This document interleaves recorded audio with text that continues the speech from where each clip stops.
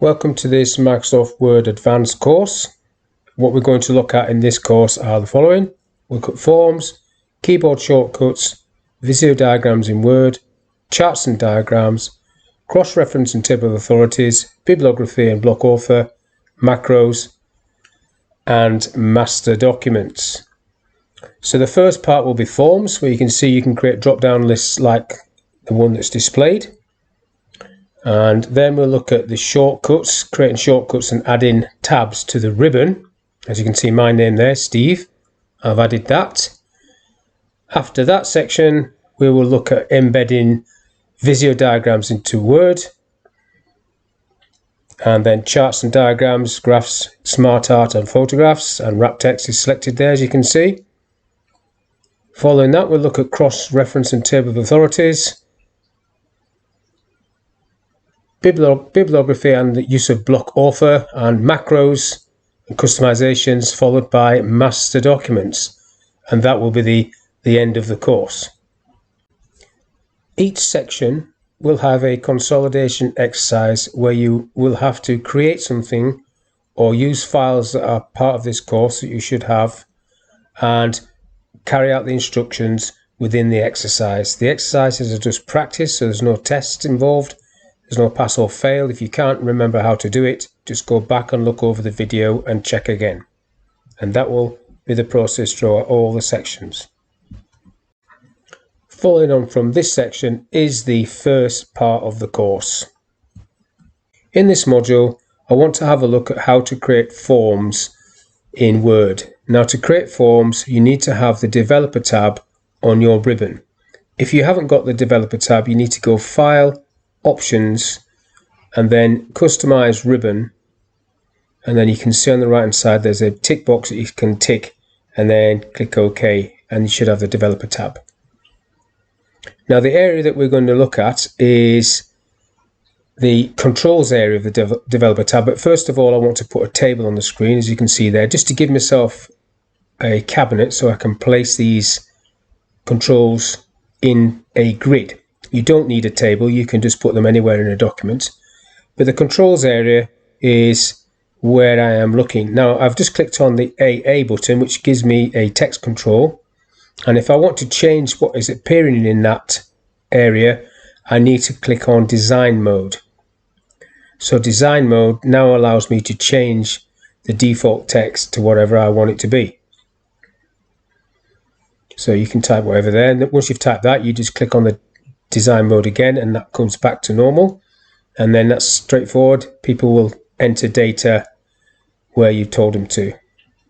Now, the next thing I want to do is a drop-down list. And again, it says choose item. You've got properties this time where you need to go to add the items that you want to see. So you just type the item, click OK, or do your little list, as many as you want. And once you've got the list done, you click OK, and then the drop down arrow will display that list. The next section is to add this little control, which is a building block gallery. If I click on that, it allows me to drop quick parts in there. And if I drop that down, nothing's happening. What I've got to do is go into properties and select the gallery I want, which is auto text. And then if you've got more than one auto text gallery, which I do, you can filter to that gallery. So I'm just going to leave it on all categories and then click OK. And then what should happen here is that all my auto text entries, whichever list I've put them in, all of them will be displayed there. So you can see I've got quite a few different ones that I could then bring into this document.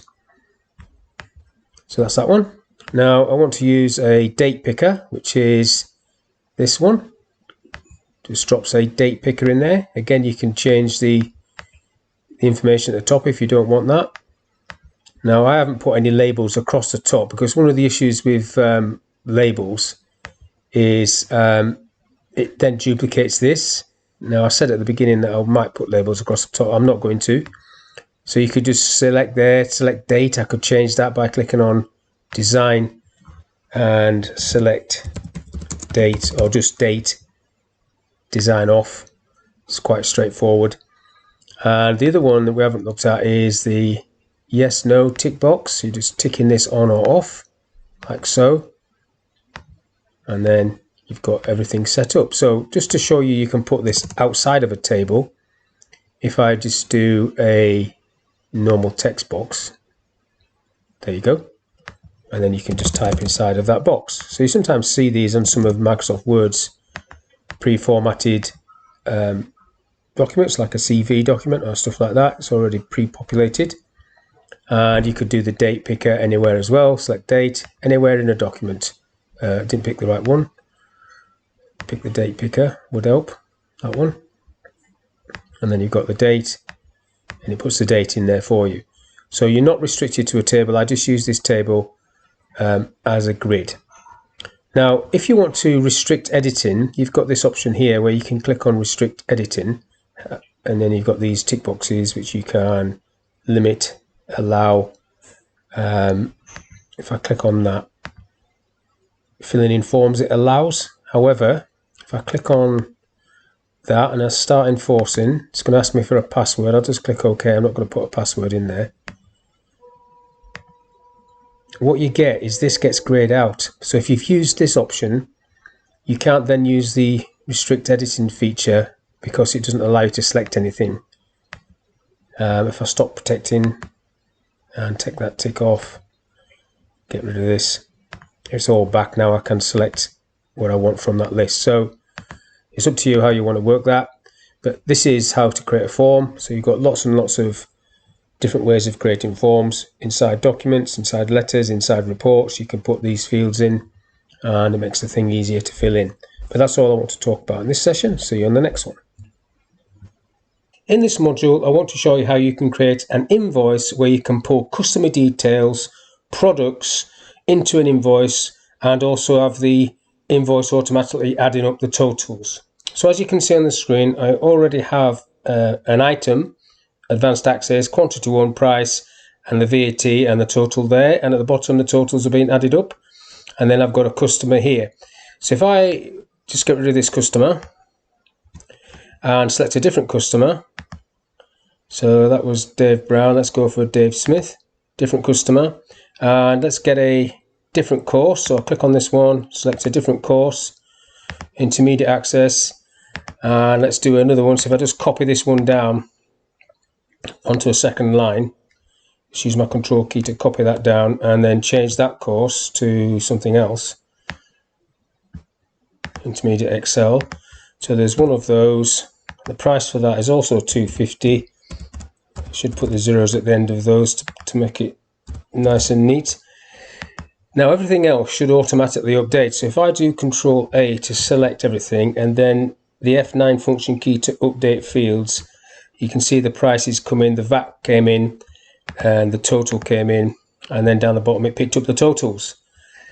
So how have I done all of this? Basically what I'm using is the auto text feature for customers and courses, and then just calculated fields in the table itself for the sums.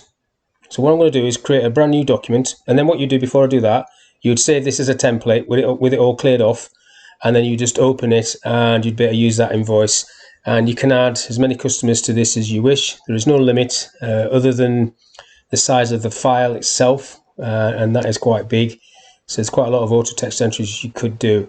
Now this is a Word example. Obviously if you've got Excel you've got far more scope, but I'm doing Word, so that's what we're doing. Now if I get a blank document and just start from scratch, so basically the first thing is to create yourself a little table. Just drop a few in there and then just make a space so you can do your invoice number and date and time, or date. So I inserted a date from the insert tab, date and time, and I formatted it as that. So obviously that's now too tight, so I'll just make that a bit wider, not too wide. And then what I needed to do in here is merge these two, merge them into one. So going into the merge cell, merge that into one. And the first thing I did was insert a building block control from the developer tab where you've got building block, and you can add auto text entries into there. But before I do that, you need to add your auto text entries. So to do that, I'll show you. I've got a document open here. Now these are already in.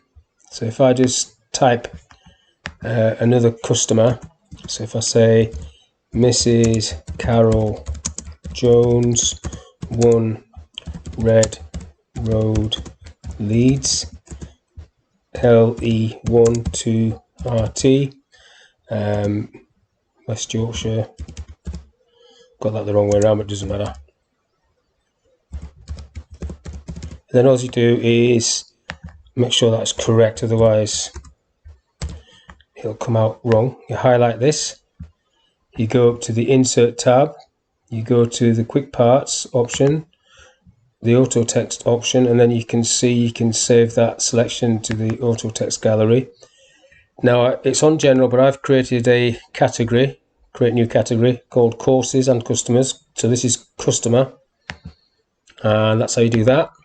And then for Courses, same thing, Introduction to PowerPoint, you highlight it, Quick Parts, Auto Text, Save Selection, and then you put that into the gallery that you've created, Courses.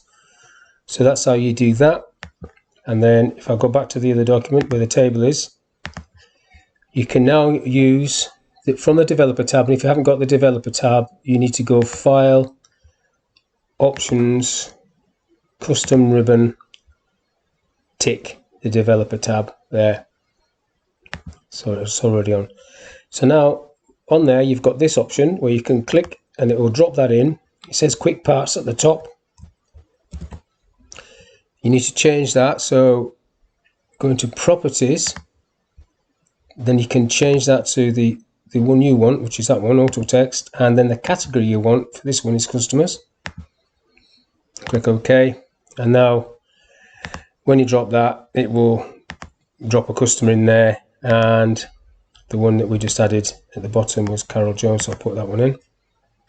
Now the same thing applies for Courses, so you need to do another building block, go into Properties, change that to Auto Text, select the Courses category, and then you'll have a list of all your courses there. Now in terms of I'll probably put that in the wrong bit, actually pull that down a bit because I need to do a title here. So this is going to be item, quantity, price,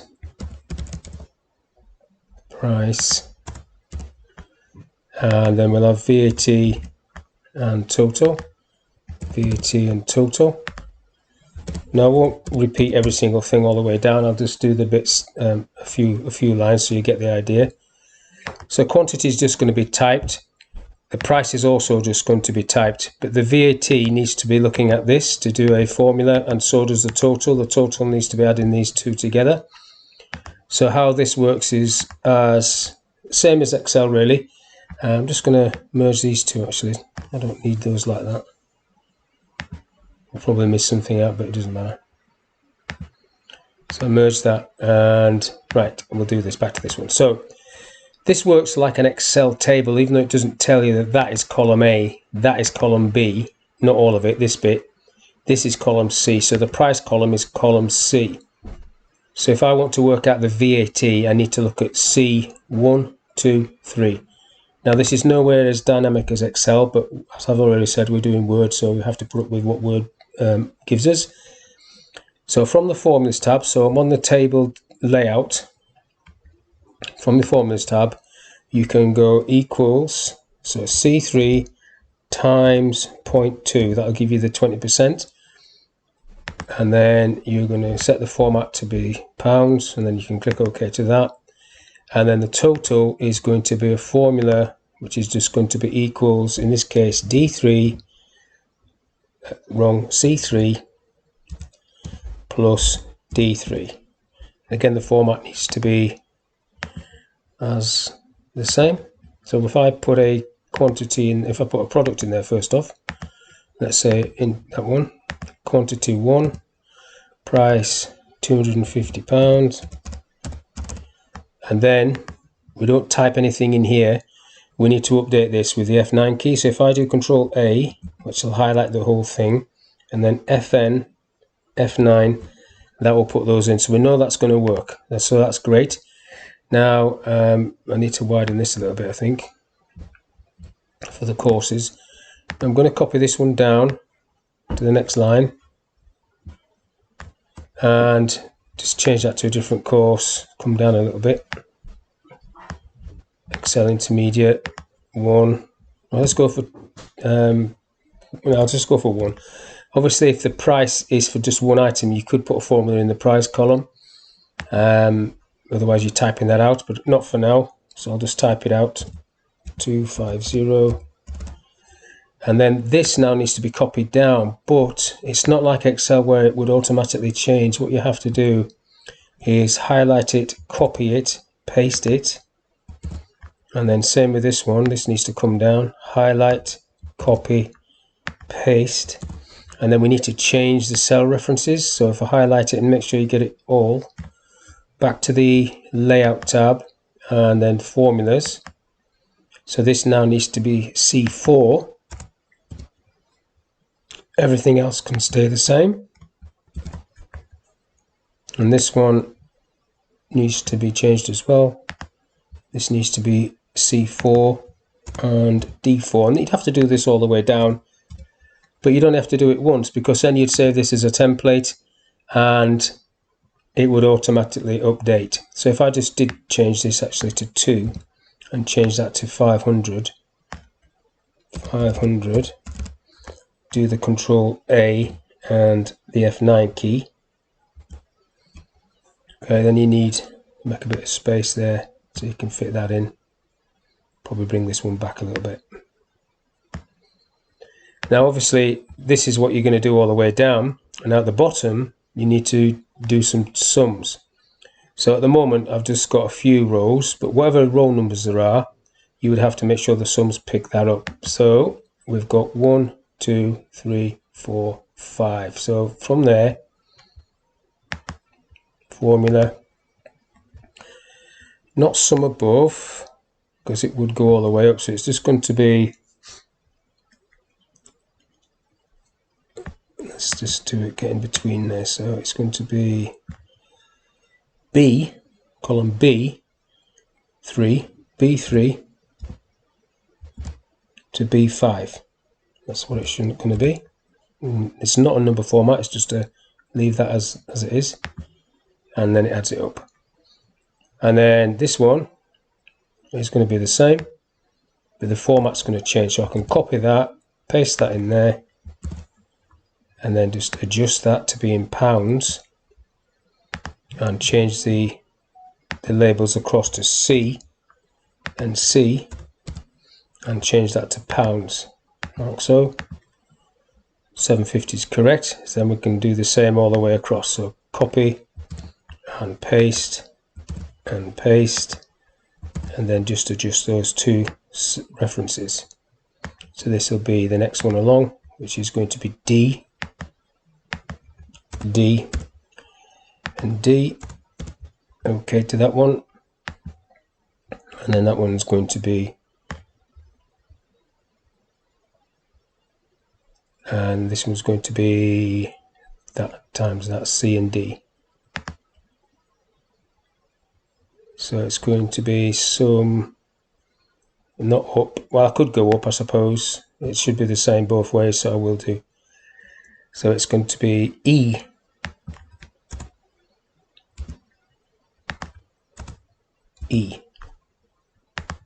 okay, so 900, and if you add those two together that's 900 as well, so that's correct.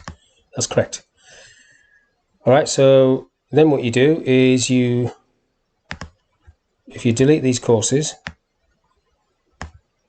delete, but not the actual controls,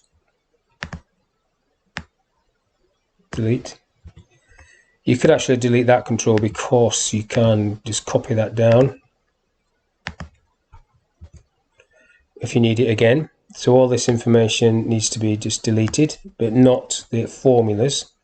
So just delete these courses. And then if I do Control A and F9 again, that should clear everything off to 0. You can't see this, but it's still there. I'm going to get rid of this person, but leave the control there. The date can stay there. And now this, I could change this. If I go back to the developer tab and click on design mode, you can change this to be whatever you want really. Select our course.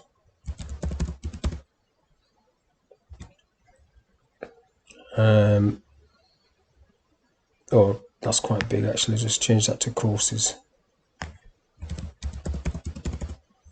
That's better. Come out of design mode. So it just says courses now, and when you click away, that's all you can see. So that's what you would copy. You click on it, you get the 3 little dots, you copy it down. So this is ready to save as a template. So now you go File, Save, Save As, not a document template, and call it invoice, and then save. Now that should now be available for you to pull over anytime you want it. Now you could also have added your logo at the top like I did in the one I showed you, and your details at the bottom. If I go File, New, first of all it will be in personal. There it is, invoice, and then I can just open one ready to go. It's called document 7, so you just save this as whatever. Now obviously there would be some sort of need to know what number's next.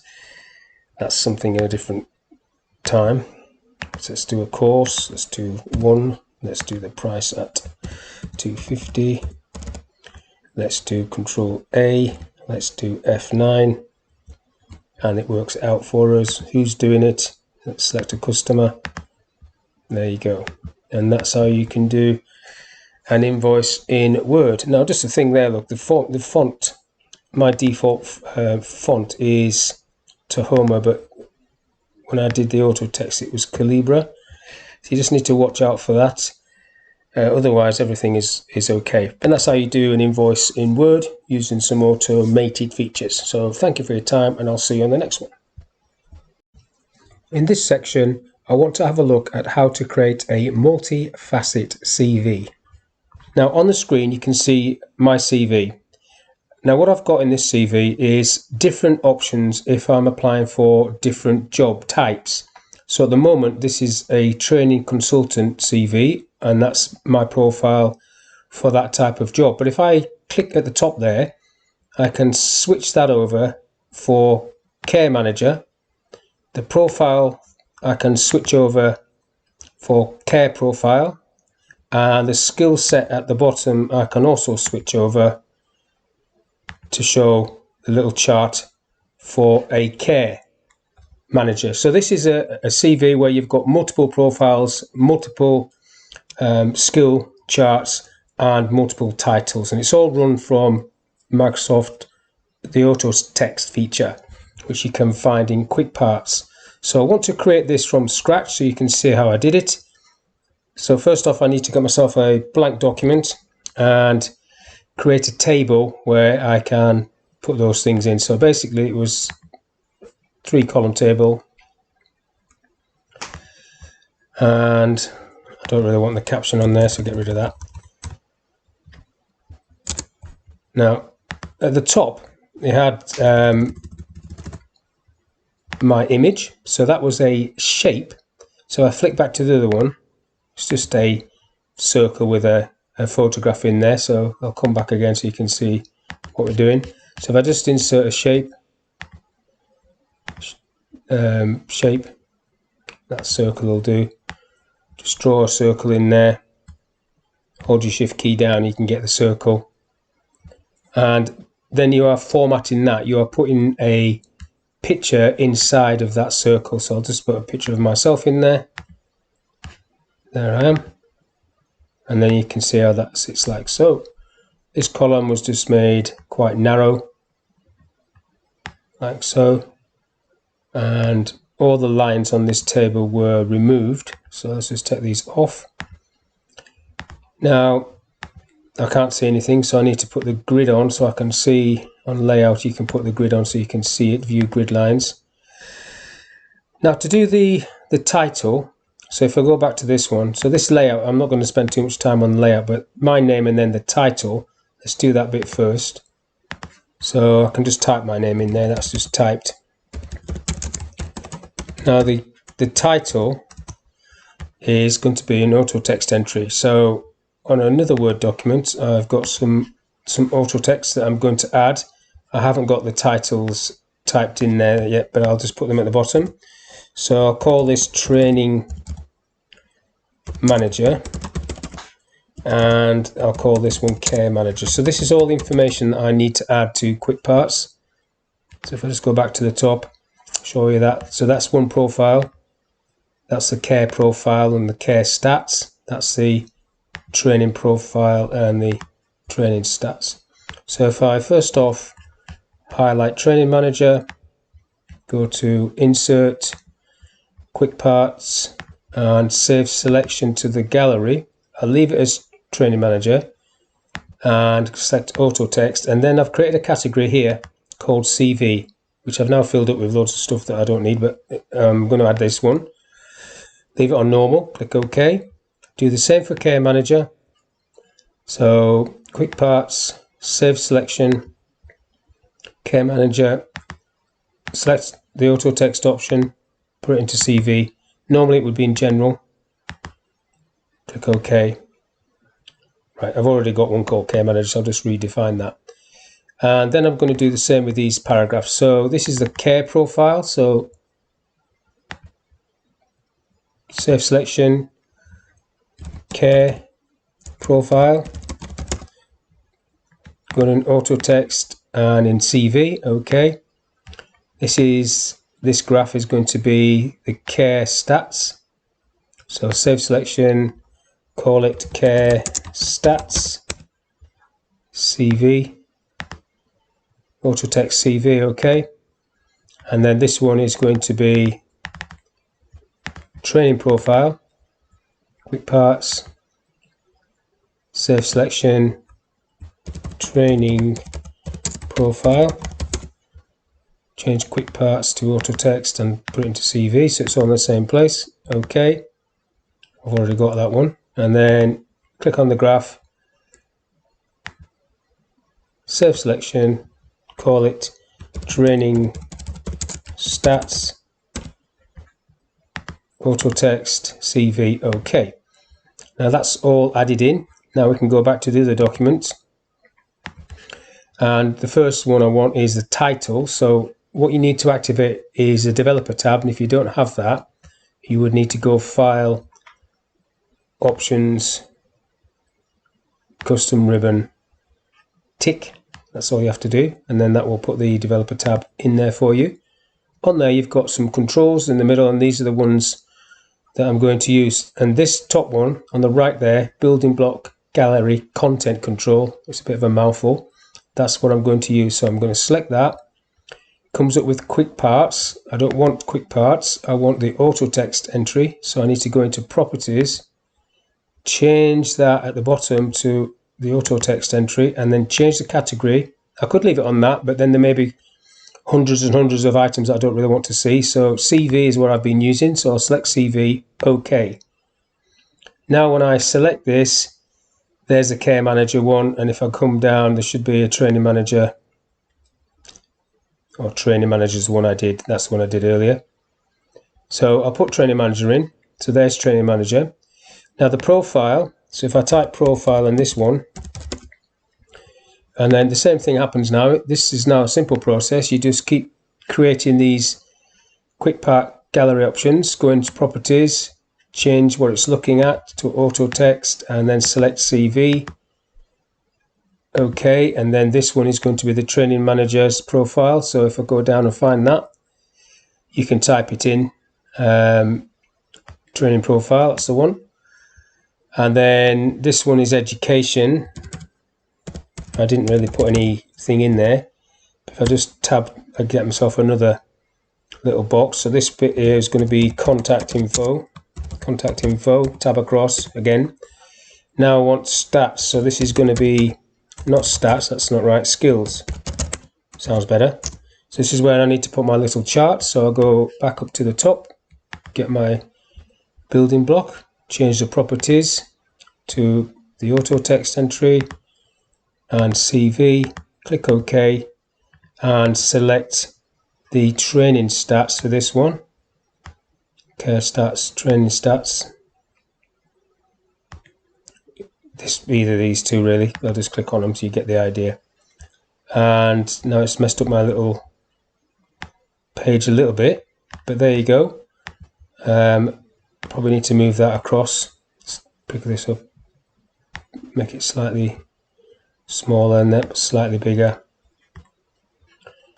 And basically that's how you can create a dynamic CV. So now if I needed to change this to the care CV, so I'm applying for a job that's more care focused, and this is part of my, I could say care manager, profile, I can say care profile, stats, I can click on that and I can say care profile stats, and immediately I've got a different focus on this CV. The education and below that was work info or work history would stay the same. These two wouldn't really change. But you could change education with a bit more focus with the same sort of process if you wanted to, but that is how you create a dynamic CV with multiple options on a click of a button. So thank you for your time, and I'll see you on the next one. This is consolidation exercise 6, where you have to create a form. So it's also a template, so it's telling you to create a template, but the form is what you have to do. So these are on the developer tab, so you need to activate the developer tab from file options, and then you are using these controls, the developer controls. So if I go up there, these are what you're using, these tools here, to insert a little drop down list, and the quantity needs one as well. And then you're creating some auto text entries and you're adding them using this control. So you need to add that control. Then you're creating a second table. You're using the same sort of features. So you want a text control for the name and the status, and then action block, choose a building block. So that's going to be for the auto text entries that you need to add underneath. And then coming down further on, you're doing exactly the same again. Fill in the table using the auto text entries that you've just created. And that's the end of this exercise. What I want to cover in this session is how to create your own tabs and how to create your own shortcut keys in Word. So first of all, to create your own tabs, there's a ribbon. At the moment, they're all the default tabs. The developer tab has been added, which is just a tick box. There's two ways of doing this. You can go into Word options through more commands, which takes you into Word options, and then you need to click on customize ribbon. There you can see it, or you can go file, options, customize ribbon. Both ways brings you to this area. Now, if I just tick this one on, because I did this one earlier, click OK to that, you can see I've now got a tab there, Steve, where I've added some features, common features that I would use. So the whole purpose of doing this is to put all the things that you find difficult to find in all these other tabs in one place, and then you can see them there, and you can move this so it comes into the first position if you want. This is better, I think, than having them at the top there in the quick access toolbar, because although they are easy to see, it's not easy sometimes if you put too many things up there to see what they actually are, unless you're absolutely certain what the symbol does. For example, that one, not too sure what that was. Now I am. Anyhow, back into options, so we can do this. Customize ribbon. Take that tick off Steve for a moment, and I'm going to create a new tab. And then it comes up with new tab, and then you need to rename that. So I'll call this formatting, and then you've got different groups within formatting. So if I rename this first one font, and then create another one and rename that one tables, and then create one more new group, rename that one charts, click OK. Then it's a case of bringing across the relevant features into that tab. So let's go for bullets, alignment, center. You don't really want to be putting things across here that are already easy accessible, but for demonstration purposes I'm just going to add these things in to that one, font tab. Now these are just popular commands, so if I go and select some of the other options at the top here, main tabs, so we've got, what can I put on there? Let's go insert tables, so let's have that one across, add, draw table, add, spreadsheet, add, and so on. And then forgot what the last one was. So you've got charts. What can I put into there? I'll just put anything in there. I'll just put page setup, add.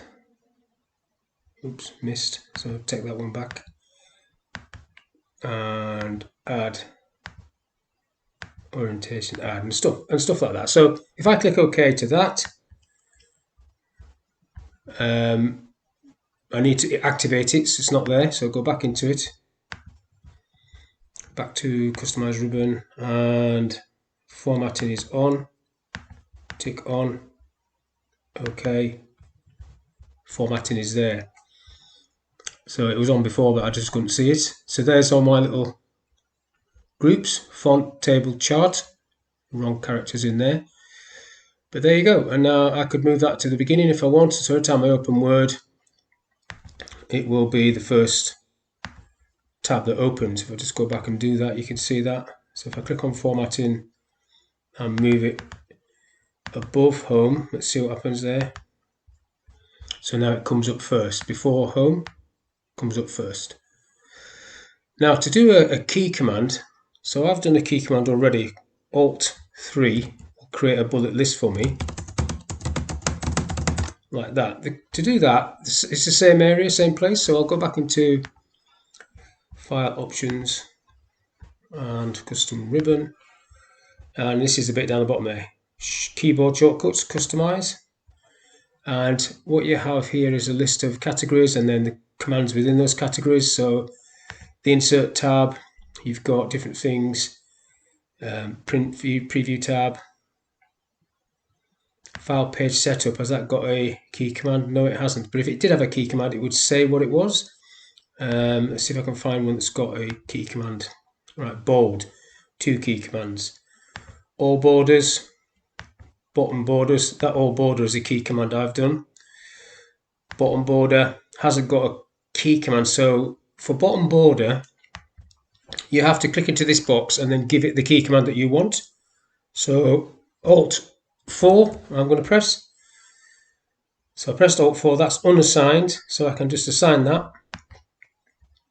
And then close that for a minute, close that, and then try it. Alt 4, bottom border. So do another one, go back in there.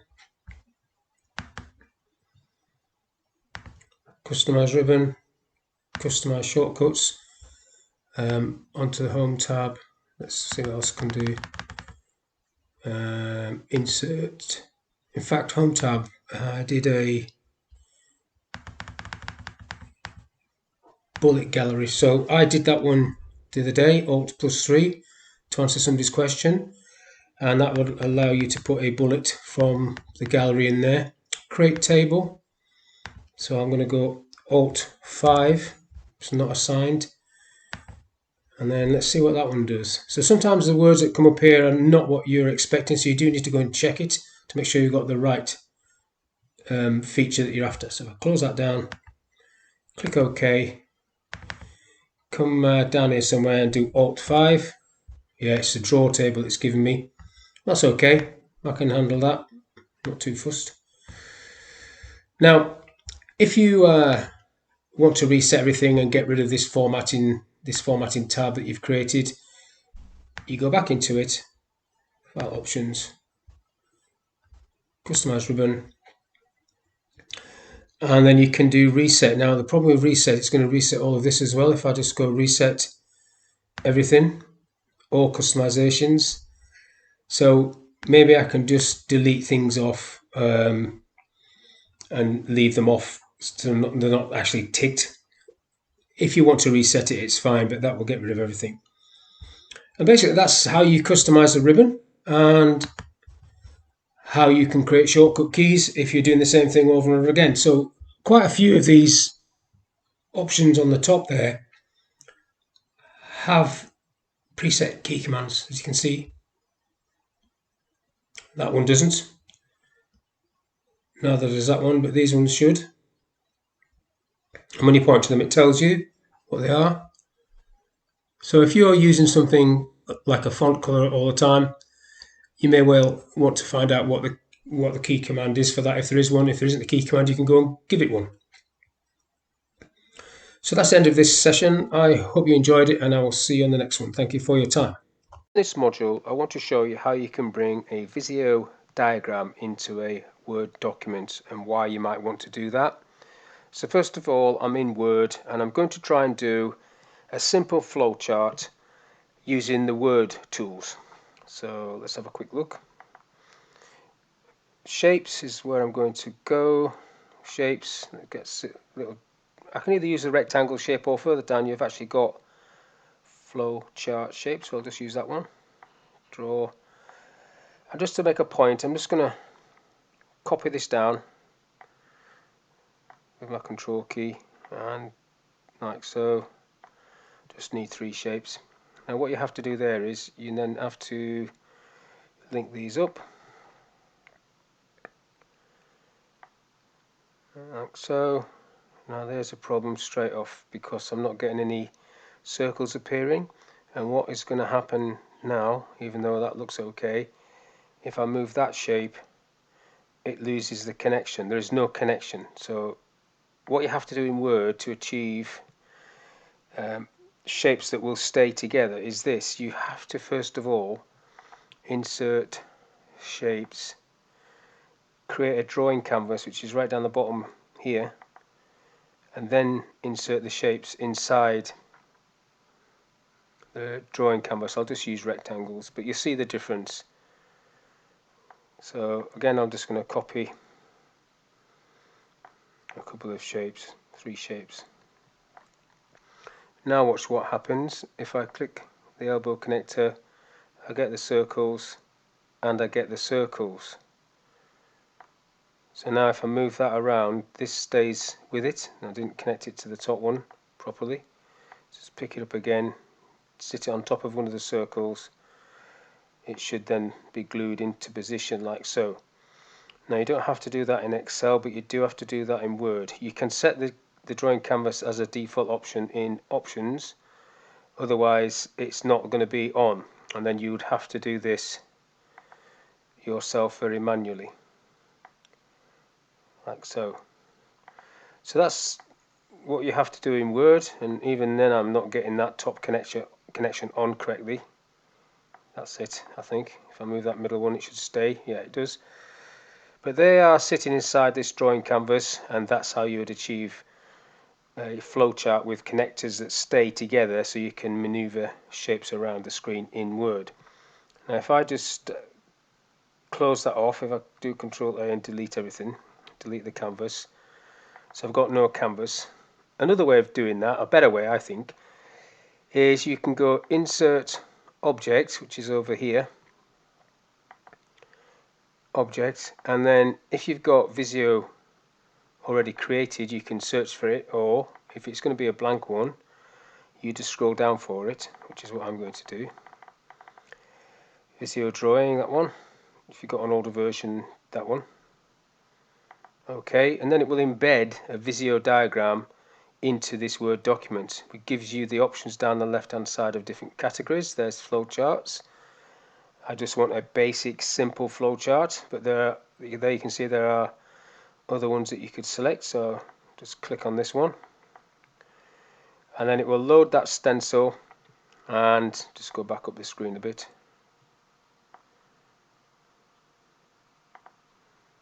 Just cancel that off.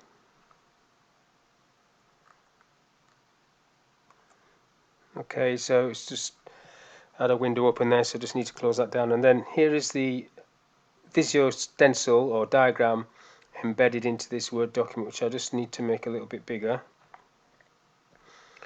Obviously it can't be too big because of the size of the page, but let's have a look what happens here.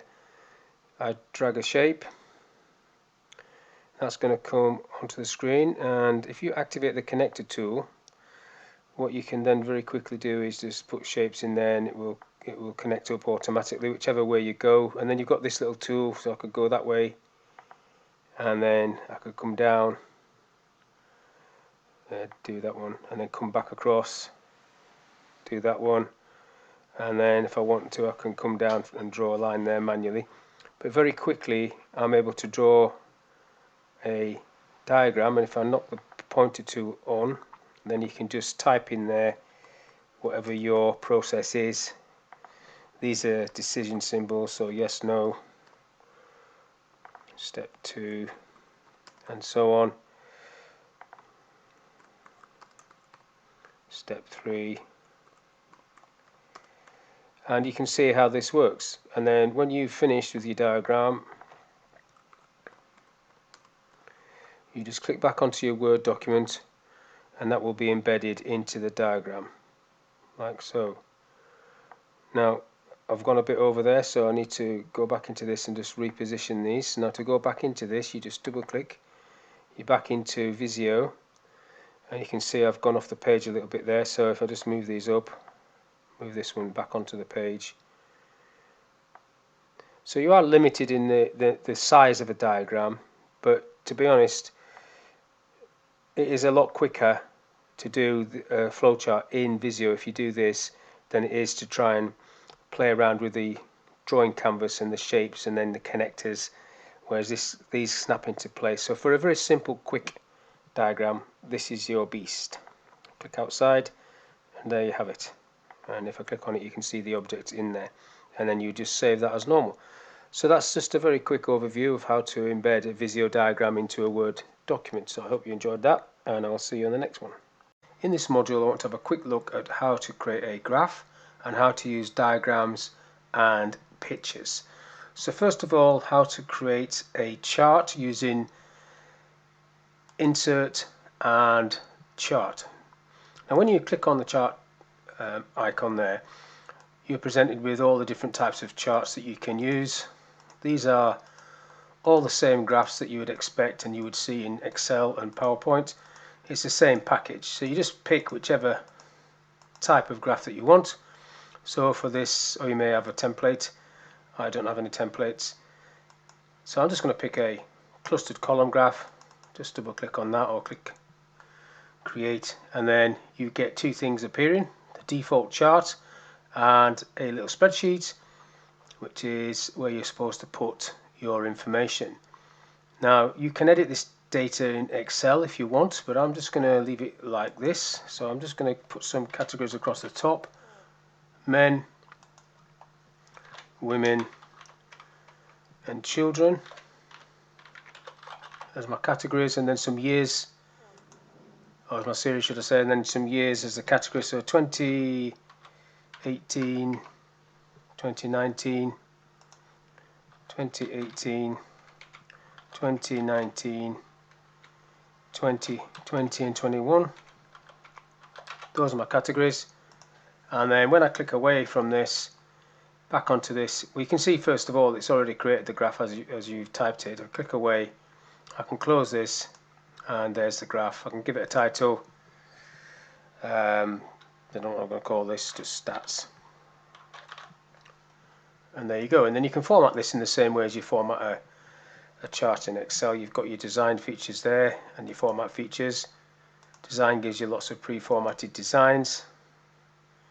hover over them. Live preview shows you what they would look like. Go for that one. Down the right hand side you've got wrap text, layout options, so you can wrap this around text. So let's see what this looks like. If I add some text, I should have some auto text on here. Type intro. No, so I'll type rand. That gives you some random text, and then you can bring this chart into that text, and then you can change the layout options of this chart inside of this text, like so. So that's what this is for. You've got a plus there which gives you options to add different things, like the table, which is what you had when you had the little spreadsheet opened up. Probably need to adjust some of this. This bit needs to come up a bit. Oh, this lit, that's a bit better. And the table's probably taking up too much space, but you get what I'm trying to do. Make that a bit wider. There you go. And other things you can do in there is data labels. I'll put them on. Data labels. Then you've got this little paintbrush, which does exactly the same as the design tab at the top. Gives you these different features. And then you've got this little filter option, which gives you the option or the ability to filter elements on or off. So if I didn't want the children, for example, I could take that off, apply. Now it's just showing me these two, men and women. And then if I want that back, I click on it, apply, and then it all comes back. On the format tab, you can change the format to this if you want. If I went into shape fill, picture, it would allow me to put a picture in the background of this graph off my computer. So I've got some photographs, examples, or have I? Archive photos yet. Put my daughter in the back of there. She won't like that, but there you go. Or any photo you like, you can put in the background. Now, if you double click anywhere on the graph, you get the format of that area. So I double clicked in the corner there which says format chart area. Fill option, so you've got no fill, solid fill, gradient fill. I don't like that at all, so it's looking a bit grim, this is. So what you need to do here is maybe change the colour to a darker colour, and then move that down a little bit. So you're just basically creating gradients. And then if I go for a really obviously different colour, you can see how that works. And then the bottom one probably, in fact I'll get rid of that one, so the red comes all the way down. Maybe I will put one there and change it to black or something, so it darkens it towards the bottom. So that's the gradient fill. And then you've got the picture, which will put the picture of my daughter in there, which is a bit intrusive. You can't actually see the data. So what you've got here is a transparency option. You can just push that over. Too far, not 100%, like so. And again, we're going to have to change the font, the style. If I go to format, you've got different options. You can put that to black. That stands out a little better. The table lines, you don't really need to do anything with them. But that's just playing around with the background. Pattern fill is not something I would go for. These are more for when that looks terrible, so I'll just not do that. I'll keep it on picture. I'll go to no fill for a minute. And that's how you adjust a graph in Word. Now if I get a new document, you can also copy and paste the graph in from another program like Excel. So if the graph is more complicated than that, what you can do is you can open a graph or a document that's got a graph in, or a chart in Excel, and then copy and paste that graph into Word. Now you can copy and paste it as a standalone, or you can copy and paste it as a linked chart, which means the data changes in Excel, you will see that change in Word. So I'll copy this first off, just copy, go into Word, paste, straightforward paste. So there's my graph. Double click on it, you're formatting the graph as I've just shown you there. Now if I delete that one and do paste special, so I've copied it still, so paste special, paste link, and then pick the top option, OK. Get the same graph coming in, need to just adjust the size of it a little bit.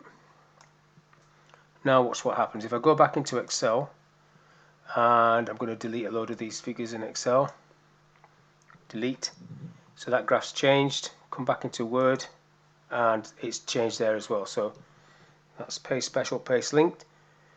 That's how that works, and that's quite a common thing in business to do that. If I go back into this and just go undo to bring all that back, so that's back as it was, and then I shall close that one down, Control W, I'm not going to save any changes, back to Word. I'm going to delete that. So those are just a couple of ways of doing a graph. So if I just get the first one back on the screen for a second, if I just get a blank graph, and then close that. So if you need to edit this data that I've just cancelled off, you've got the edit data at the top there, which brings it back up. And also if I drop the arrow down, you've got the option to edit the data in Excel. Now when you edit the data, wherever you edit the data, this is what the graph is looking at, this space. If I just close this, and I'll just show you in the other option, so if I edit the data, if you need more space, so just make that a bit bigger, or less space, so say I don't want these categories 3 and 4, what you have to do is push that up like so, and then you can delete these off, so it's now only looking at that. If you don't want that series 3, you go like that, and then it's just showing you those two options. If you want more, like another series, you have to do the reverse. You have to expand like that. That's how that works. And again, you can do that in Excel. So I'll close that one off and delete this graph. Now, in terms of using the Smart Art feature, Smart Art, there's lots of really cool diagrams in here. Category at the top, all, then it's list, processes, cycles, hierarchy, relationship, matrix, etc. all the way down, different options that you can bring diagrams from. So if I go for hierarchy first, and I'll go for an organizational chart, click OK to that. So this is the default. I don't want that one, so I'll click on it, not in it, there's in it. So now if I was going to press delete, it would think I was going to delete text. Now it's going to delete the whole box. I'll just press delete to get rid of that. If I want to add a shape, I just need to click on the level, so that one's highlighted, and then at the top left you've got add shape, add shape, add shape, and then once you've added the shapes, again you click onto the management level, and then you can go to layout and set that standard like so. So if I just type some information in it, MD, when you press enter, the font reduces so it fits in the box. So Mr. Smith is the MD, say, and then you've got 3 departments. I'll just do this very quickly. Training. Now when I press tab, normally you'd expect it to jump across to the next box, but if I press tab, it just tabs within the box, which I don't want. You can use the tab key, but first of all you would have to press escape, which then just activates the box, and then when you press tab, it goes to the next box. In this case it's gone down, so escape, tab, and then you can type in there escape, tab, and then it goes to the next one like so, and then escape, tab, and you can do it like that. It's probably just as quick to click on it, but it's up to you how you want to do that. Now on the right side you've got some designs, styles, which you can hover across and select the one that you like. I quite like that one, so I'll pick that one. And again, in terms of formatting, if you want all the things that I've just shown you on a graph, you can do into this as well. I'll pick a picture of me, so it's inside that box. If I click on the outside of that, I can go into gradient fill or texture fill or picture fill or whatever I want. Over on the right hand side there I've still got this pane up, so gradient fill, you've got preset gradients,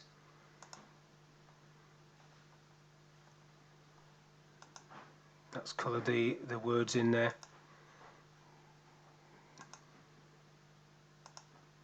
That's the whole colour.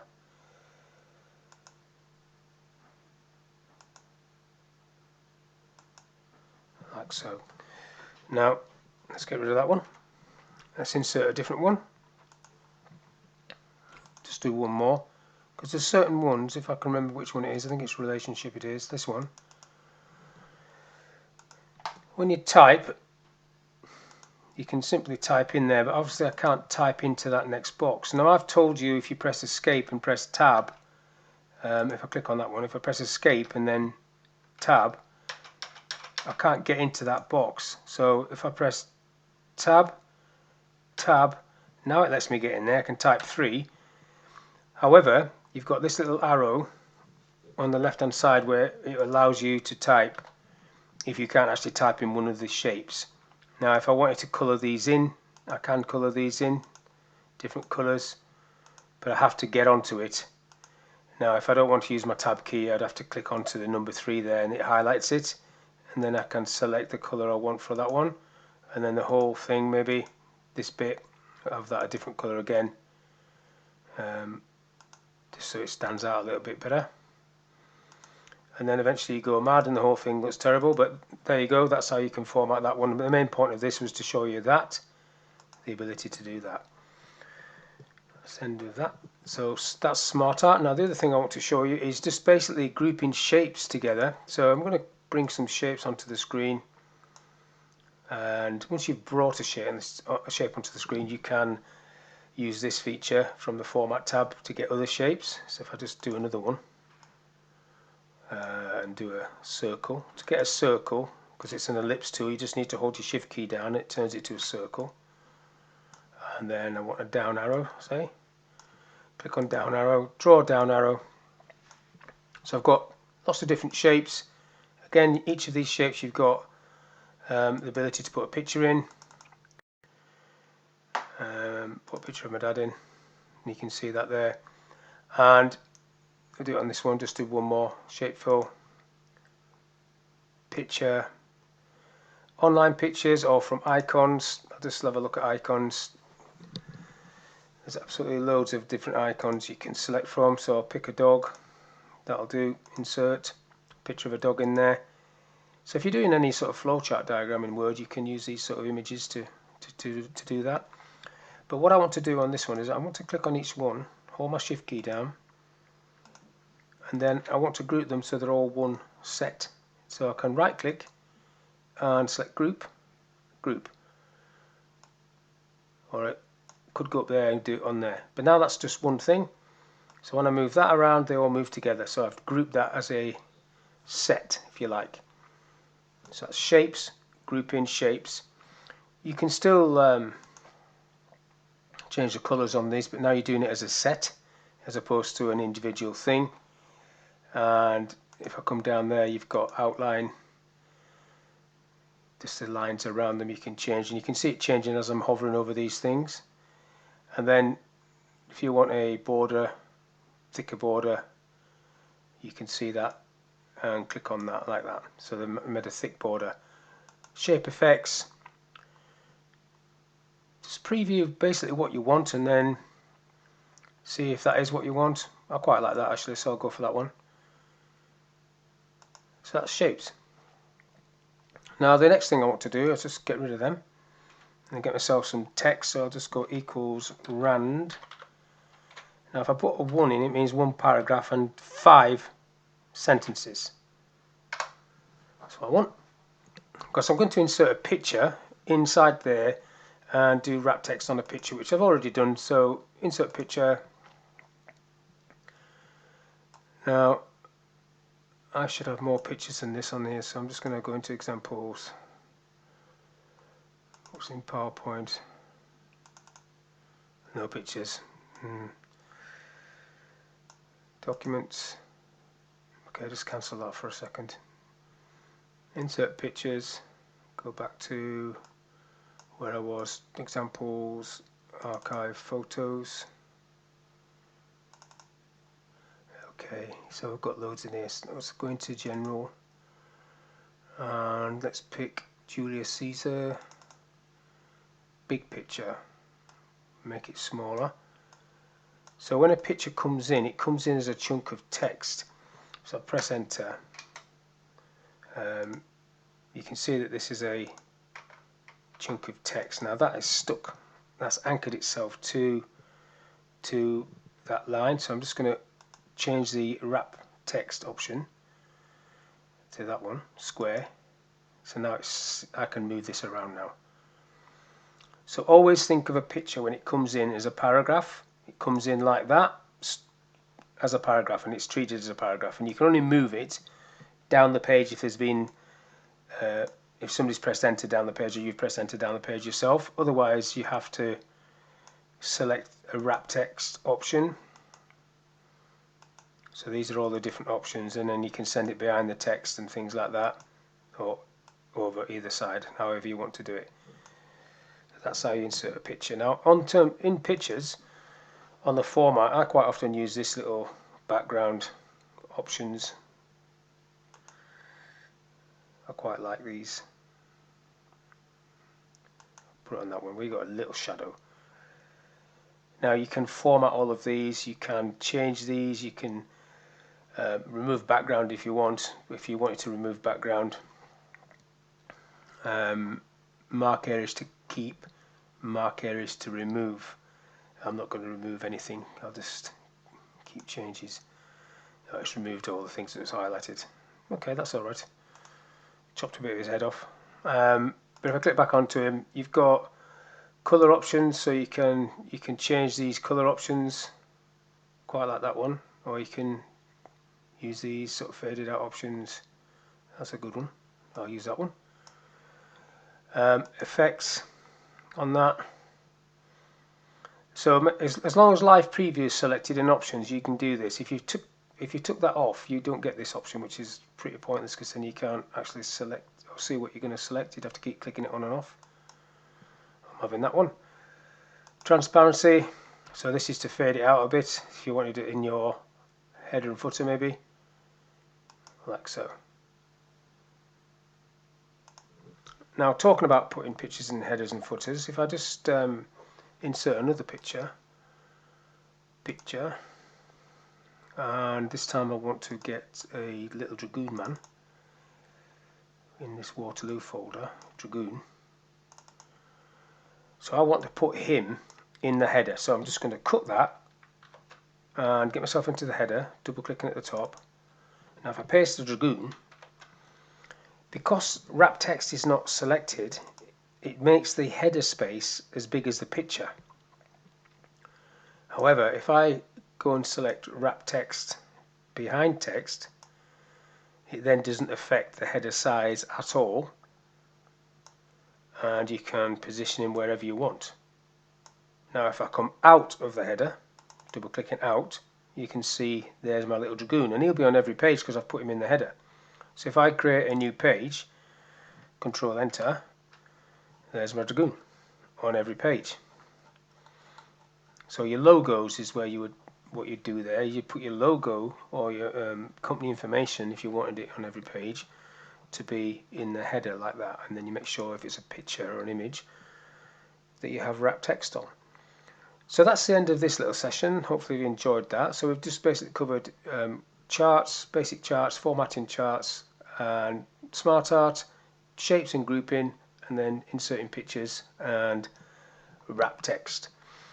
So I'll see you in the next one. Thank you for your time. This is consolidation exercise 7. What you need to do is create a couple of auto text entries on the first bit, then you create in a blank document and saving it as a template, and then this is how the template should be. You can use any photo, even though that's my granddad, you can use any photo. You then need to close that template and see if it works, so make sure you save it as a template, and then to open the template you go File, New, so don't open the recent file new. Then you're creating this organizational chart using smart art objects, followed by this graph, and then you insert this picture or any picture. If you haven't got this picture or you can't find it, any picture, and wrap text so it goes behind, and then you are adding these shapes and you're grouping these shapes so they're all one shape. So grouped and move as one object. Okay, so that's the end of that one. In this module, we're going to look at several things. First of all, how to customize the quick access toolbar and the ribbon, how to create shortcut keys that are your own, and then how to do very basic simple macros. So first of all, how to add things to the quick access toolbar. So this at the top is a quick access toolbar, and you can see when you drop the arrow down at the end that you have some preset options. For example, email, that's a good one to have. If I click this button, it will automatically email this document to whoever I want to send the email to. And you've got some other features in there that you can add, like open and quick print and print preview and so on and so on. And then the spelling check F7 is a key command there. You can see you can add all these up to the quick access toolbar. In addition to that, you can, if you so wish, right click on any button. So say I want the font color up there. If I right click that, I can say add to quick access toolbar, and then it appears at the top. So and if I don't want it, I can right click and remove it. The point of doing that is if I am on a different tab and I then want to do email it or open something else, or in this one I've already got there, screen clipping, I don't have to go back to the relevant tab to find that feature, screen clipping, because I've got it there. I've also got on mine borders, because I'm constantly putting borders on there, so I've got a click button to get into borders and shading, and I've also got a crop feature which is grayed out at the moment because I haven't got anything to crop. So whatever you do a lot of, you can add it up to the quick access toolbar. Now the other way of doing it is to go, of course, into more commands, which is word options, and you can select from the massive list that's there. But I find it easier to go through this, find things that you use a lot, right click and add them up there. So that's the quick access toolbar. Now in terms of the ribbon itself, if you go into more commands there or go file options, that will take you into the same place. You've got the option there to customize the ribbon or the quick access toolbar. So this is the long way around of doing it if you like. So customize the ribbon. You've got popular commands listed here, and then you've got commands not on the ribbon, which there are quite a few in Word, things that may have been on other versions but are now not on this version. You can see there's hundreds and hundreds of options there that are not on the ribbon but are available to use.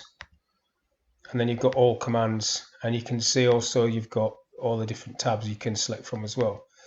So to create a tab, if you like, on the ribbon, so one of these, home, insert, design, etc., you can just click on new tab, and then you get a tab name which you can use. Let's just call it Steve, and then you can create groups. So if I call that formatting,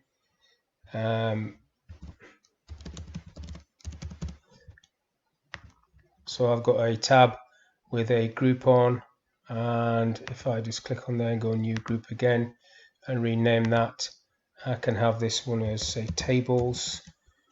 And basically you're building up a tab that you can then add things to. So in terms of formatting, let's go back to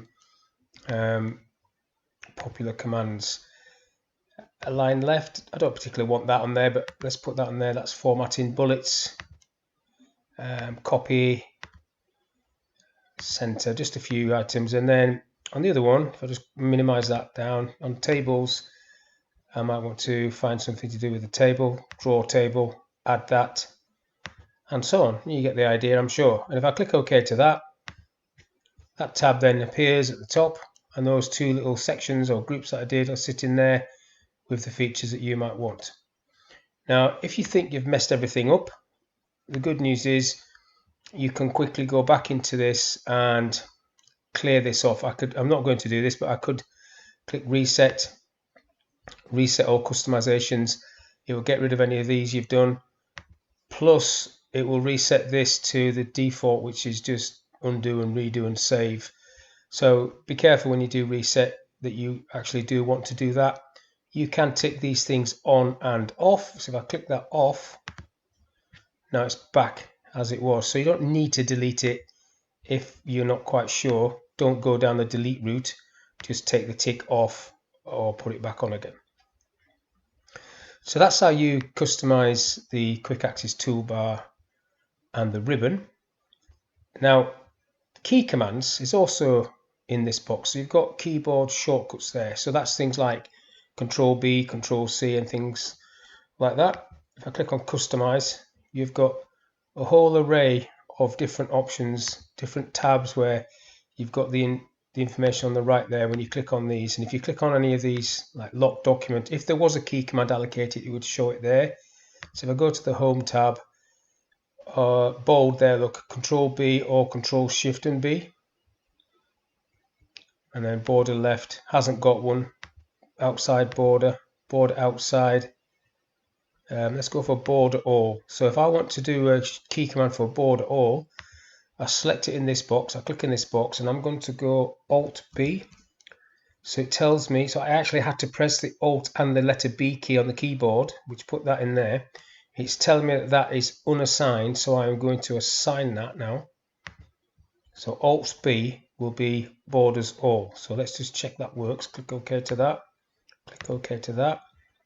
Just type some text. And then I did Alt B and it put borders around all of that. So if I highlight some of that, it'll just put the border around that little bit. So that's how you do a key command. Let's do another one. So I'll go back into there, options, customize ribbon, customize. I'll come down further. You can see all these things you've got, all these different options that you've got coming down. Commands not on the ribbon. This is one that I use a lot. Applying a heading style. So currently the heading style is Alt plus Control and then the number 2. So I just want it to be Alt 2, which again is not assigned. So I'm going to assign that, assign, and then close, and then just check that works. So if I highlight that, in fact, let's delete that. So if I do Alt 2, heading style is applied, and then I can type. And then when I press enter, the heading style is off. So I'll do that again. Alt 2, heading style is on. Press enter, heading style is off. Carry on typing like that. So there's a key command allocation. So you don't need to allocate key commands to every single thing. It's just things that you do quite a lot, or that you find yourself clicking down into different things, you know, or you're going into advanced tabs and try to find something and you can't quite remember where things are. It's worth your while, if you're doing that a lot, to go and find where that is in the shortcut list and then allocate a key command so you can simply apply the key command to activate that feature. So that's customizing the quick access toolbar and the ribbon, and also doing key commands, adding key commands. But also I want to cover basic macros in this little session. So I have added the developer tab, because on the developer tab you have a group that says macros called code. You've also got it on the view tab, macros, so you can actually achieve what I'm going to do today through this box. But to get the developer tab on, if you haven't got it active, you go back into file options and customize ribbon, and you just tick the developer tab. It's there by default. I haven't created that. You just need to tick it on. And then click OK, and then you'll have the developer tab. So basically, macros are just automated routines, things that you do quite a lot, or you want to activate quite a lot. So it could be something as simple as going file print and selecting 2 or 3 copies, or current page only. Whatever you do repetitively, you can create a macro to do. And then as you get more involved in Word, you can go and learn Visual Basic and create some code that's going to do some fairly complicated tasks. But for this session, we are just going to go through the very basics, create a very simple macro, add a button to the quick access toolbar, and then you can see how it works. So first of all, I'm going to record a macro as opposed to typing the code. It asks you to name the macro, so I'm just going to name this my name, and then you've got two options here: a button on the quick access toolbar and one on the keyboard. You could also put the button on your tab if you've got your tab active. So I'm going to just click this option, and then it gives me this macro Steve, where I can add it across to the quick access toolbar, so it sits like that, and then you can modify that and get rid of all this information, so I don't need all that there, just so it says Steve, and then give myself a little smiley face as an icon that I can click on, like so. And then once I click OK, it is now recording everything I do. So I'm just going to type my address block, which is not my real address. There's a typo straight away, look. Now it's actually recording everything you do, so try to have a thought process before you start typing to make sure you don't make too many mistakes. It is quite forgiving, and you can actually edit it afterwards if there is a blatant mistake that you need to correct. PD2 4RF. So let's say that's all I want. I then stop the macro, and if I delete that off, every time I click the smiley face, I get my little name coming up like that. Oh, and it's recorded the actual mistake, look, because I typed that in the wrong place. I didn't even notice I did that. So let's try and fix that, shall I? If I go into the Visual Basic, and this document, let's get rid of properties.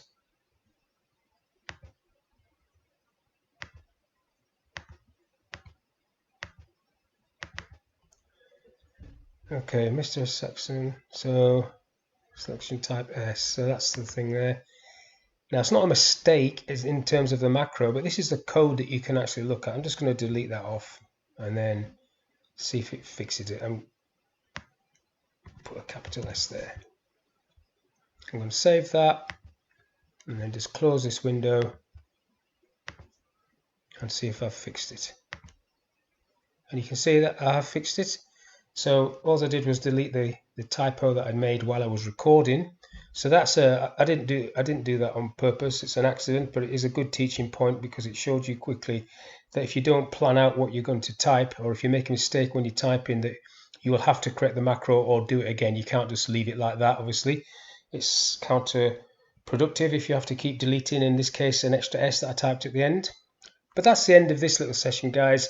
If you want to know more about Visual Basic, there is a whole course on Visual Basic that could take you a week, and you would have to keep doing it constantly to keep remembering how the code works. But as a simple macro, that is how it works, and I hope you've enjoyed this session, and I thank you for your time. I'll see you on the next one.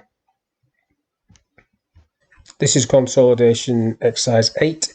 In this exercise, you're just going to record a macro of yourself typing out this memo, and then you add the button to the quick access toolbar. So it's quite a simple exercise, and that's the end of it.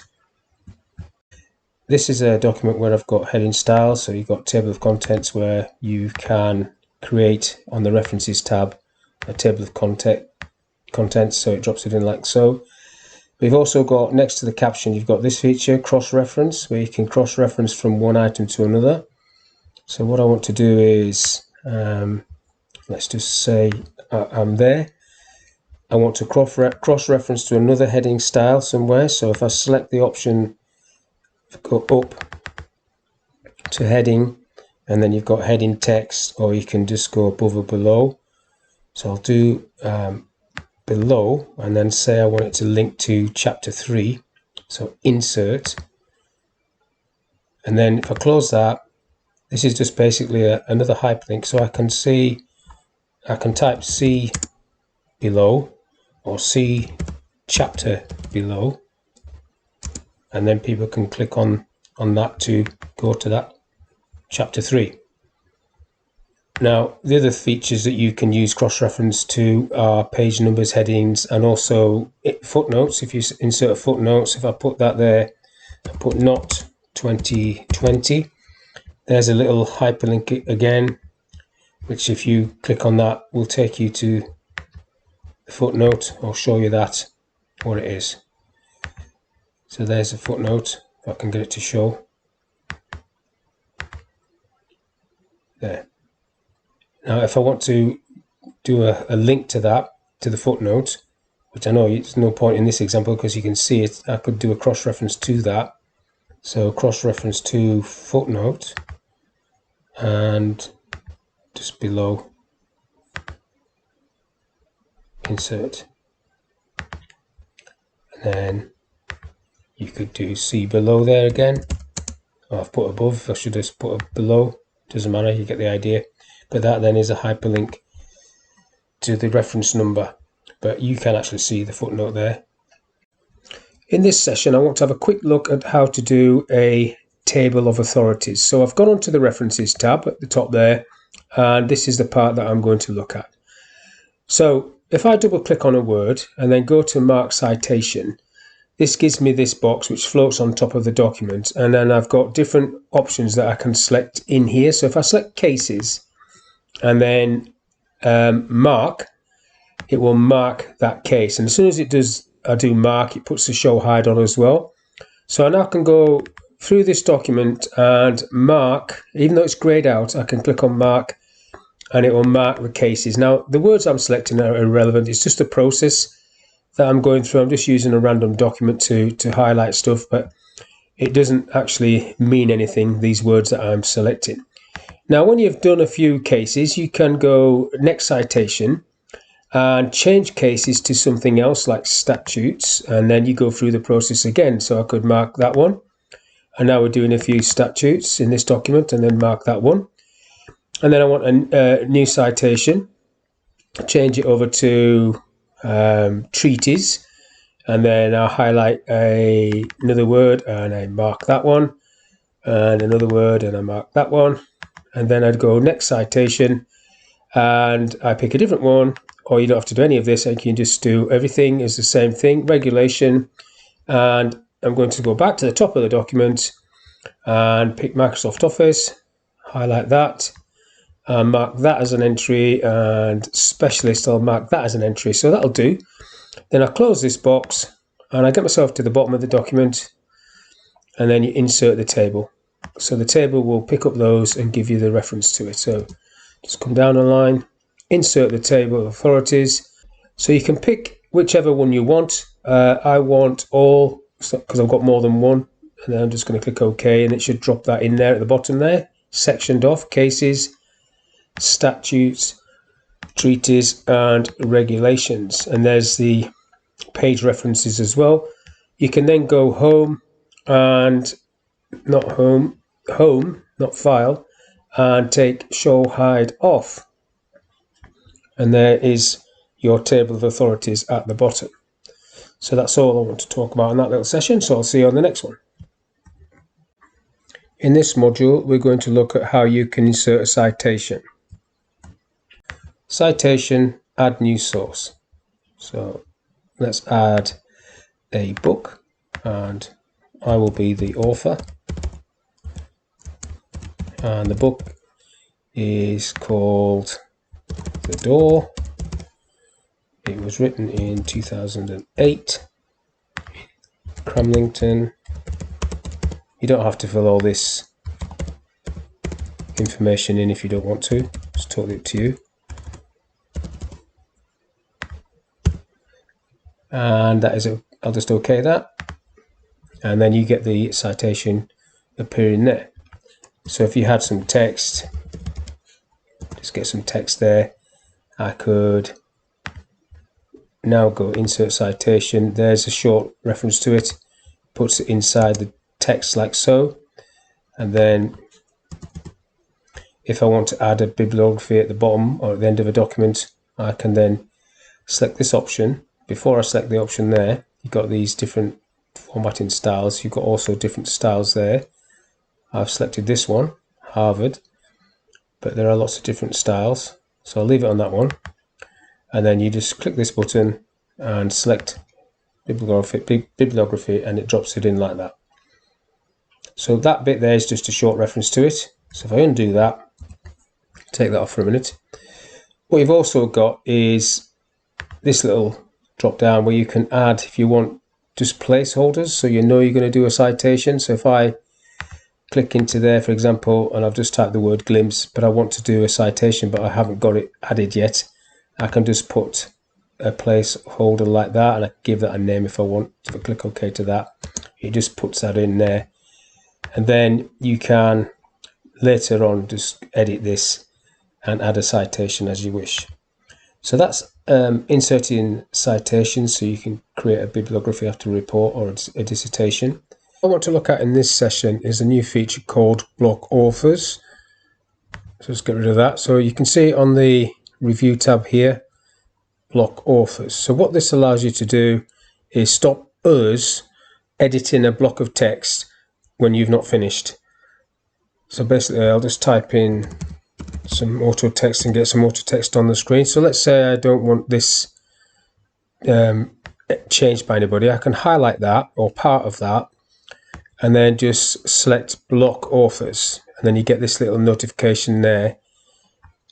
Will stop anybody over typing this while you're still working on it, and then you can knock this off once you've completed it, and then that will allow people to edit a document. So that's basically how it works. So let's see what you'll get in terms of using a shared document. So what I've got is, if I go onto my team site, I've just uploaded this document. So let's see if I can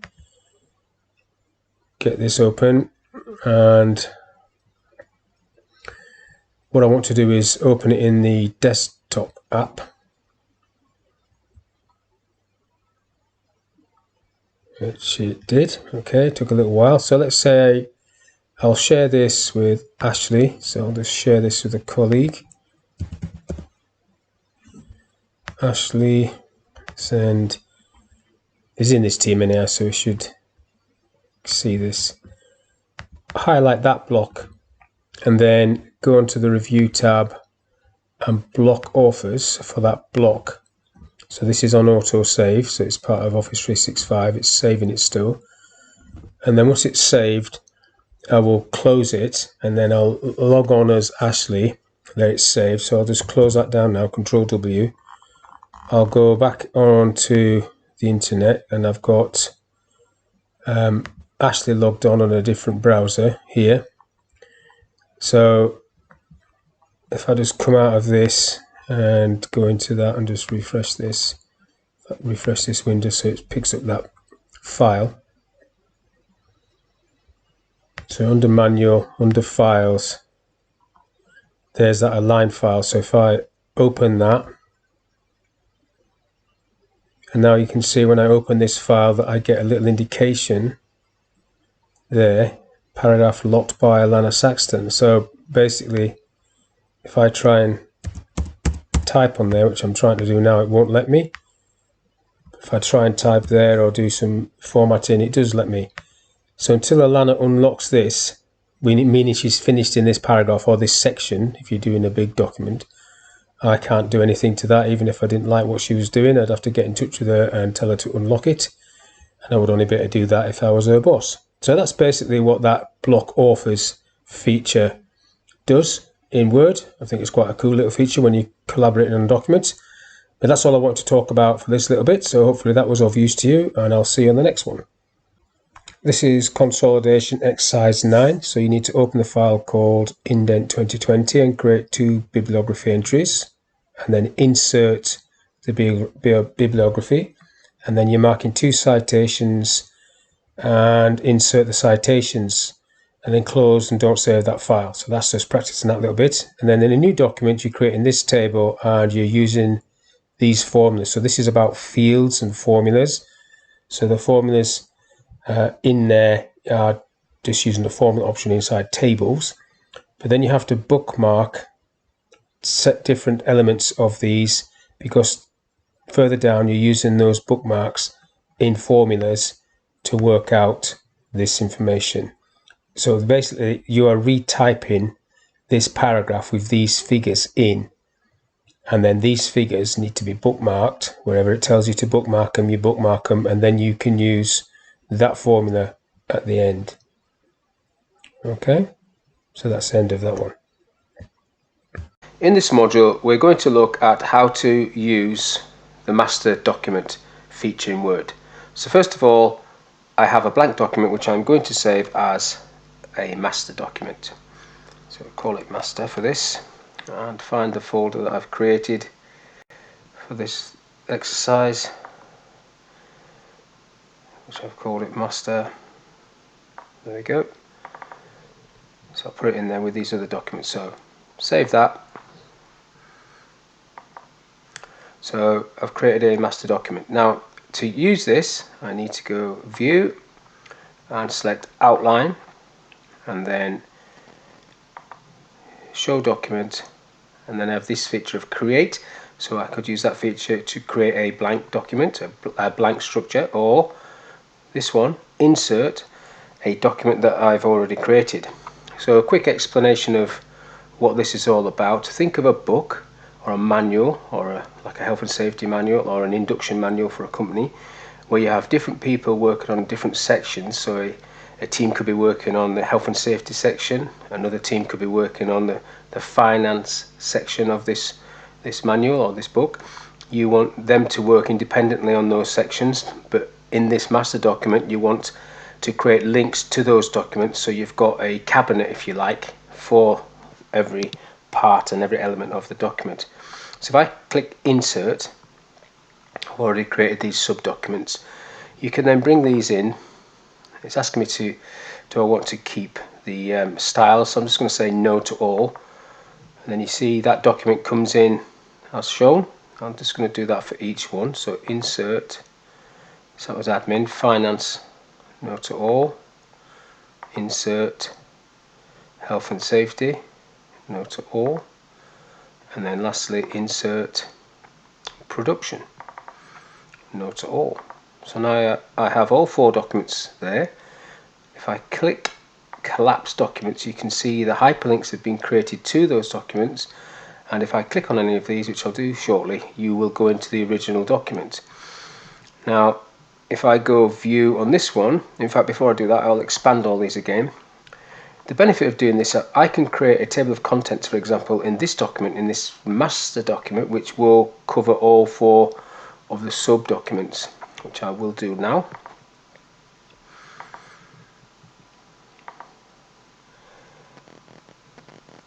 So I've put that in the wrong place, so I'll just undo that, get myself in the right place. At the top, Insert table of contents, and there you get a table of contents which covers all four documents. Now if I go View, Print Layout, so you see this is a normal document, you'll see all the sub-documents appear in one single document all the way down. The table of contents, update table if I need to, just make sure the numbers are correct. So that refresh there, and then if I save this and then go back into View, Outline, you'll see the table of contents sits there in outline view, and there's the documents. And if I collapse the documents and have a look again, there they sit as hyperlinks.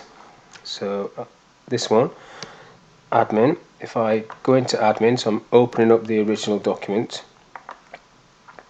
just going to change something to take the S off that, for example. So this would simulate me working, or a team working on this document. If I save that one and then close this document down, I'll come back to the master document, and then if I expand all of this, you will see, or you should see, that S has been removed. So this is just a cabinet to store elements. It's a very, very good, useful tool. You just need to play around with it to make sure you understand how it works. But that's the end of this session. I hope you enjoyed that, and I'll see you on the next one. Thank you for your time. This is Consolidation exercise 10, where you have to create a master document, and you can insert these files into that master document. Save the file as your name, and then you can open this file activate track changes on it, do what it tells you to do there, and look at the review pane, change the balloons to show revision line, accept all changes, close the document, use the combine feature to combine the following documents, and so on and so on and so on. So it's quite straightforward, a bit of combination of a few different topics. That's the end of that exercise. This is the final consolidation exercise, so this brings everything together and you've basically got to create what it tells you to do here. So this is all used in the developer tab and controls. So if we go back onto, this is all about using this to create this document. And where it says add a text box control for the signature block, that's basically what you're doing using these. Coming down, you're saving the file as a template, and then record a macro to open it and add the button to the quick access toolbar. So it should be up here. Close the document, create a new master document, insert 3 documents of your choice, add a table of contents and page number into the master, and save and close the master file. Then you open up Indent 2020, create 2 bookmarks, and then 2 hyperlinks to those bookmarks.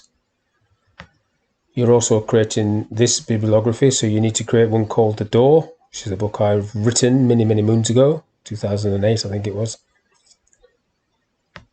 Insert the bibliography table at the end of the document, close the file. Then you open up the table Calculations 2020, work out the total and average figures only. Create a new mail merge document using your template, so using this template, and use mail data as the address as a database as a data source. You need to add some rules, so if then else, if it states Sir or Madam, the title field will be equal to Mr. Use if then else to state Sir or Madam if the title field is equal to Mr. So basically that just needs to say if it says Sir, the title should be Mr. Type in your signature block and appointment at the bottom of the letter. Use a fill-in box to fill in your appointment. Remember to tick just ask once, otherwise it'll ask every time.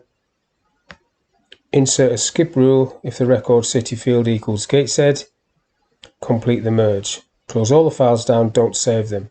Create the following template using form controls, so this is back up here. That's what you're creating. And it's telling you to do a drop-down list with these cities. And you want a date picker. The VAT column should work out the VAT based on the price column, so you're working that out. So it's a formula. The total column is price and VAT, so you're adding those two together. You can put some figures in for prices to make it all work. And that's the end of the exercise, and that's the end of the course. So thank you for your time, and hopefully you've enjoyed that and got some good tools or good information about Microsoft Word that you can take to your work or your home life and progress in doing whatever you're planning to do with Word. And thank you for your time.